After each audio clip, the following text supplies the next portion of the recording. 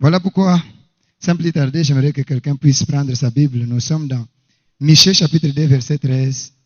C'est notre verset de l'année, parmi les versets de base de notre thème de l'année. Et le Saint-Esprit m'a mis au cœur que nous puissions partager cela. La Bible dit, celui qui fera la brèche montera devant eux, ils feront la brèche, franchiront la porte et en sortiront. Leur roi marchera devant eux et l'Éternel sera à leur tête. Voilà le texte qui va faire l'objet de notre partage de ce soir. Mais avant de continuer à parler, j'aimerais que nous puissions lire cela dans la version française courante et nous allons un peu comprendre ce que ça veut dire parce que j'aime une phrase qu'on a dit ici. On dit, à votre tête marche celui qui ouvre les chemins. Vous êtes libérés.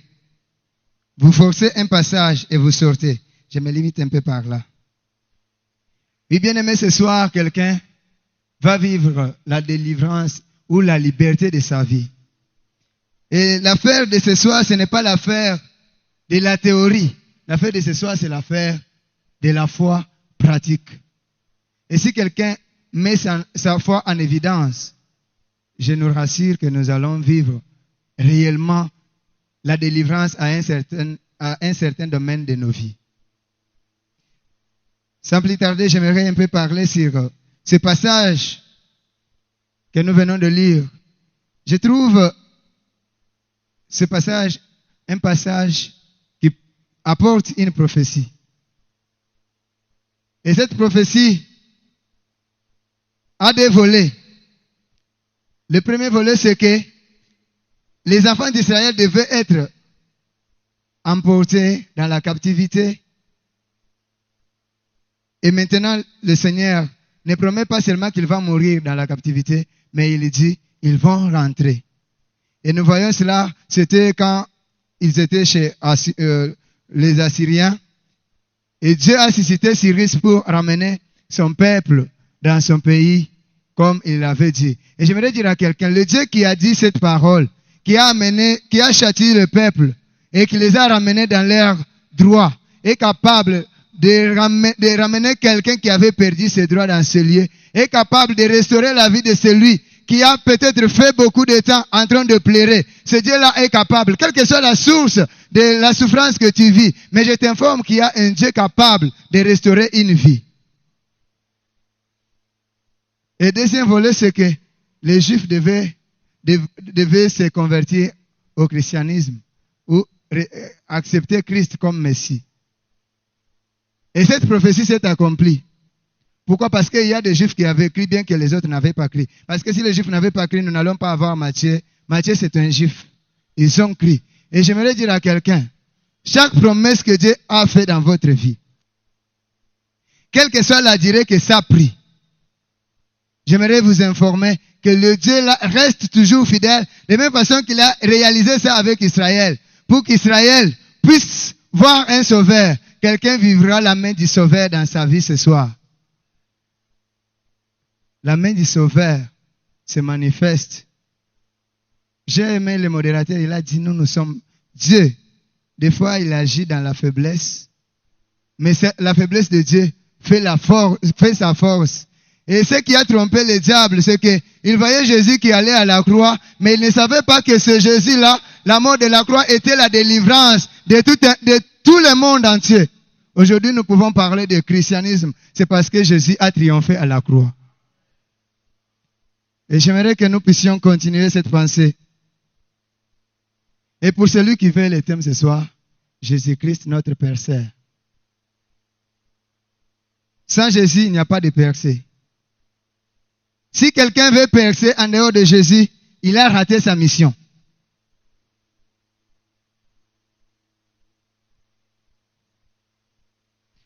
La percée dont nous parlons, ou dont notre pasteur nous parle tous les jours, ce n'est pas l'affaire des biceps.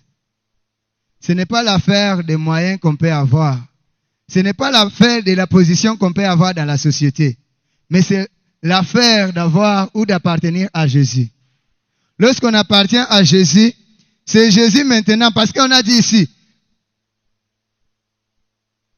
c'est lui qui fera la brèche, montera devant eux. Je peux illustrer ça. C'est comme moi, je vais passer ici. Mais il y a un mur qui m'empêche. Mais c'est lui qui fait la brèche, c'est celui qui fait un chemin, il passe. Et moi, je viens, je passe aussi. C'est ça la pensée que moi j'ai compris ici. Et nous aussi. Pas seulement que Jésus passe, mais nous aussi, nous allons passer. Comme la percée concerne tous les domaines de la vie d'un homme, nous devons appartenir à celui qui maîtrise la vie, qui maîtrise tous les domaines de la vie, que ce soit sur l'aspect spirituel, que ce soit sur l'aspect physique. Lorsqu'on se fait, on a quelque chose qu'on veut faire comme percée, cette chose-là va se limiter. Pourquoi? Parce que il y a des domaines ou des aspects de la vie dont nous sommes en train de mener. Il y a quelqu'un qui va, avant de percer physiquement, il faut commencer par percer spirituellement. Alors, qui va percer spirituellement s'il n'appartient pas à un perceur? C'est pourquoi je dis Jésus-Christ notre perceur. Et nous devons lui appartenir. Il y a l'erreur que j'ai trouvée dans les hommes. C'est la première des choses que nous allons cibler. L'erreur de l'homme. L'erreur de l'homme face ou pour percer ce que l'homme a commis comme erreur. Lorsque nous lisons dans Psaume 20, verset 7, la Bible dit ceci s'appuie sur leurs chars, les autres sur leurs chevaux. Je me limite un peu par là. C'est ça l'erreur de l'homme, c'est que l'homme considère ce qu'il a fait comme si c'est le moyen de défense qui peut l'amener je ne sais pas où. L'homme considère son travail comme quelque chose qui peut le pousser à percer. Je ne suis pas contre que on ne peut pas percer au travail. Mais si le travail devient notre perceur, là nous avons échoué la vie. Un perceur, nous avons dit, doit maîtriser tous les domaines. L'aspect spirituel et l'aspect physique. Mais le travail ne maîtrise pas même l'aspect de notre corps. Le travail ne le maîtrise pas parce que c'est le corps qui doit être fort, qui va bien travailler. Et l'aspect spirituel, c'est que lorsque nous sommes combattus là au travail, il faut qu'il y ait quelqu'un qui va gérer cette affaire. L'erreur de l'homme. J'ai vu cette erreur chez nous les jeunes garçons, jeunes filles. Des fois, ça nous arrive de nous livrer dans la vie compliquée, l'impudicité, la cupidité, pour avoir quelque chose, alors que les perceurs veulent que nous puissions les suivre pour avoir ce que nous cherchons. Les perceurs attendent de nous seulement l'obéissance. C'est que quand ils disent je passe, et nous aussi nous passons. Et tout ce que nous avons besoin, nous en aurons. C'est ça l'erreur de l'homme. L'homme cherche la sorcellerie, pensant que c'est ce qui va le pousser à percer. L'homme cherche l'occultisme, pensant que c'est ce qui va l'aider à percer. L'homme cherche la magie, pensant que c'est ce qui va le pousser à percer. Combien de gens, parce qu'il n'a pas mis au monde, il a fait des choses. Mais malheureusement, ça n'a pas abouti à une bonne solution. C'est une erreur de l'homme. Mais ce soir, malgré l'erreur que l'homme a fait, il y a quelqu'un qui peut récupérer l'homme. Et j'ai aimé la partie suivante du verset que je viens de dire. Psaume 20, verset 7. Les Israélites disent, nous là, les autres se sont appuyés sur leurs chars, les autres sur les chevaux, mais nous n'avons pas autre, si ce n'est que l'Éternel. Nous nous appuyons sur l'Éternel. J'aimerais que ce soir, quelqu'un, quelle que soit les situations qu'il est en train de traverser, qu'il s'appuie sur Jésus, notre perceur.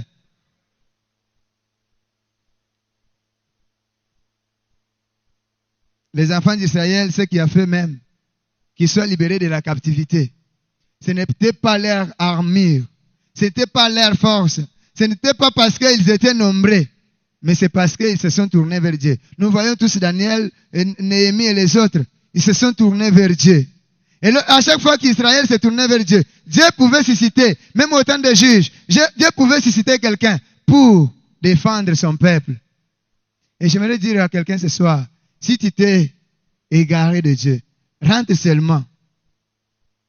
Tu seras étonné de ce que Dieu va faire dans ta vie. Dieu est capable de faire de grandes choses. Pourquoi alors pourquoi nous voulons choisir Jésus pour percer? Pourquoi Jésus? Pourquoi? Qu'est-ce que Jésus a fait? Lorsque je rentre dans Actes des Apôtres, chapitre 4, verset 12, la Bible dit, il n'y a de salut en aucun autre nom. Et j'aimerais dire à quelqu'un, il n'y a de percées, c'est ce que j'avais dit, je reprends encore, il n'y a de percées en aucun autre nom. Si quelqu'un veut avancer, si quelqu'un veut prononcer un nom qui peut le sauver, c'est le nom de Jésus. Et quand je vais en Philippiens, la Bible me rassure là-bas, en Philippiens 2, 9 à 11, que Jésus a reçu le nom au-dessus de tout nom. Et tous genoux fléchissent lorsque nous prononçons le nom de Jésus. Quelle est cette situation qui peut résister? Vous avez jeûné, vous avez fait tout ce que vous avez prié, vous avez, je ne sais pas, fait les aumônes, mais vous voyez que la situation persiste. Est-ce que vous avez pris le temps de vous arrêter et dire, est-ce que je suis avec les perceurs ou pas? Je suis avec les perceurs ou pas? Il y a des gens qui se sont avancés et ils ont laissé les perceurs derrière. Non, on ne laisse pas les perceurs derrière. C'est lui qui va percer. Et nous allons le suivre. Et écoutez ce que la Bible dit. Jésus dit, je suis le chemin. Pas seulement que il est le chemin, mais je rentre quelque part, on dit, il est celui qui fraye un chemin. Mais nous avons un bon perceur. Il fraye un chemin et il se transforme en un chemin. Il est un dirigeant qui se transforme en moyen de transport pour nous amener à la destination. C'est Jésus que je t'annonce ce soir est capable de changer ta vie maintenant même. Si tu as passé des moments compliqués, Jésus là est capable de t'amener là où ton père, ta mère, ton oncle, ta tante ne peut t'amener. Moi, je peux vous donner mon exemple. Quand j'ai fini l'humanité, j'avais 18 ans. Et j'ai commencé l'université. À un temps, la jeunesse m'a emporté. J'ai dit à mon père, les conditions dans lesquelles j'étudie, ça ne va pas. Là, moi et vous, je pars. Et je voulais entrer en Angola. Quand nous sommes arrivés là-bas, j'ai vu comment on maltraitait les gens, j'ai eu peur. Bien sûr, on a franchi les frontières Congo-Angola comme ça, on a franchi. Mais je suis rentré. Nous avons commencé à nous débrouiller. Et ce que j'aime avec Dieu, c'est que Dieu n'avait pas voulu me perdre. Dieu a suscité quelqu'un qui m'a dit non, viens à Lubumbashi. Et quand je suis arrivé à Lubumbashi, malheureusement, on les licencie au travail. Je me dis, oh, là, il vaut mieux que je rentre chez mon père que d'être chez autrui. Parce que j'avais déjà réglé avec mon père, je lui avais dit non. J'avais pensé mal, je ne savais pas ce qui me poussait. Alors je vais continuer avec les études. C'était l'année pour que je reprenne les études et que ce grand-père-là s'était levé que non, je vais te prendre en charge. Alors, quand je suis arrivé là, licencié, l'un de mes oncles a dit non, c'est inutile de rester là-bas, tu es un homme. Viens, tu commenceras à chercher ici. Mais à ma grande surprise, quand j'ai commencé à chercher, je me suis retrouvé que c'est Dieu que je devais chercher. Je me suis retrouvé à l'église. Je n'étais pas à l'église. J'ai commencé à servir Dieu à l'église, au temps plein, mais je n'étais pas à l'église. Vu que la famille me dit, toi tu dois reprendre les études, tu dois travailler pour que tu aies quelque chose. Alors moi, je m'étais déjà attaché à Dieu. Je pense, ceux-là qui se sont attachés dans les choses de Dieu comprennent combien il est difficile de l'abandonner facilement. J'ai pris la décision de dire non. Comme ça, moi je vais à l'église. Et Dieu m'a récupéré. Là où je pouvais toucher aux fétiches pour devenir riche. Là où je pouvais peut-être tuer mes petits frères et sœurs. Là où, en les sacrifiant. Là où je pouvais faire je ne sais pas quoi. Je sais qu'avec Dieu, j'irai de gloire en gloire. Et j'aimerais partager avec quelqu'un. Comme Dieu récupère les gens, il va te récupérer ce soir. Fais-lui confiance. Rien de ses promesses sur ta vie. Parce que je me rappelle quand j'avais 9 ans, quelqu'un m'avait dit que toi tu es serviteur de Dieu. Et ce Dieu-là m'a récupéré. Alors que je voulais m'emporter dans la joie de la jeunesse, ce Dieu-là m'a récupéré. Je pense, quelqu'un dans cette salle doit s'aligner derrière les perceurs. Et pour clôturer le message, j'aimerais donner quelques critères qui font que l'homme choisisse Jésus pour percer. Non, peut-être, quand nous entendons le nom de Jésus, lorsque nous entendons parler de Jésus, nous avons comme l'impression que c'est la théorie Jésus n'a pas existé. Mais nous allons prendre quelques points qui vont nous aider à comprendre, est-ce réellement, si je dois choisir Jésus. Les critères que doit avoir les personnes. 1. La compassion. Il doit être compatissant.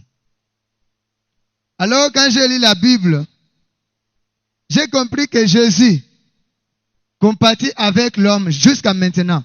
Et qu'est-ce qu'il est arrivé? Qu'est-ce qu'il a fait en premier? La Bible dit, c'est Jésus-là, c'est celle qui a ôté le fardeau qui était sur l'homme, le péché. Jésus a ôté cela. C'est une compassion bien aimée. Jésus a pris la place que l'homme devait prendre. C'est une compassion que même nos parents ne peuvent pas prendre. Ce sont des risques. Jésus a pris ces risques-là.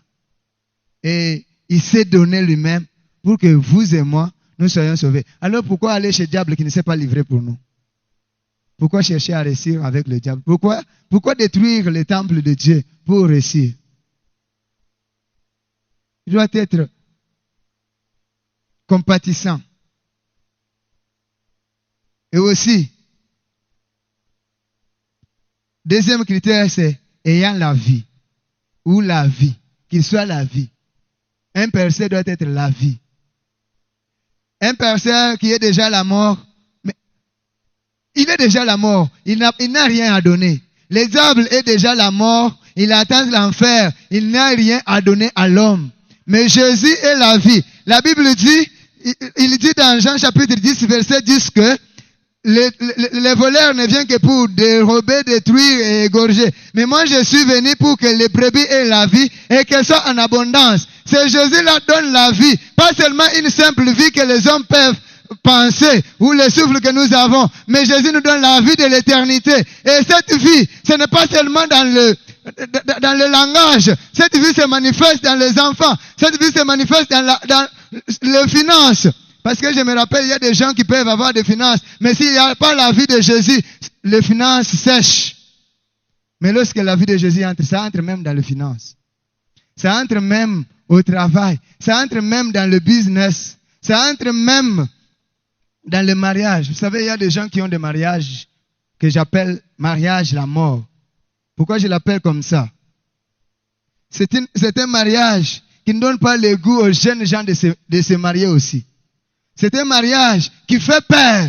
Et celui qui est dans ce mariage-là, quand il les regarde les autres, il dit, ah, c'était mieux que je sois libre que d'être marié. Mais ce soir, j'aimerais dire à quelqu'un, Jésus, quand il entre, même dans le mariage qui était la mort, ça deviendra la vie. Parce qu'il communique la vie.